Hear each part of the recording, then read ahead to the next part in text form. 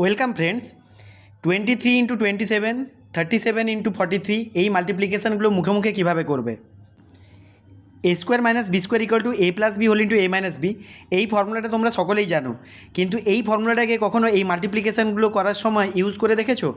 দেখো কীভাবে কত ইজিলি এই মাল্টিপ্লিকেশানগুলো করা যাচ্ছে। 23 আর 27-এর মাঝের নাম্বারটা কী হবে? 25। তাহলে 23-কে লিখে যাবে 25 মাইনাস 2, আর 27-কে লিখে যাবে 25 প্লাস 2। তাহলে এটা কী হবে? 25-এর square minus 2 square, that is 25-এর স্কোয়ার হচ্ছে 625 মাইনাস 2 স্কোয়ার হচ্ছে 4। সো এটা আনসার আসবে 621। আবার 37 ইন্টু 43, এদের মাঝের নাম্বার কী হবে? 40। তাহলে 37-কে লিখে যাবে 40 মাইনাস 3 ইন্টু 40 প্লাস 3, 43-কে লিখে যাবে।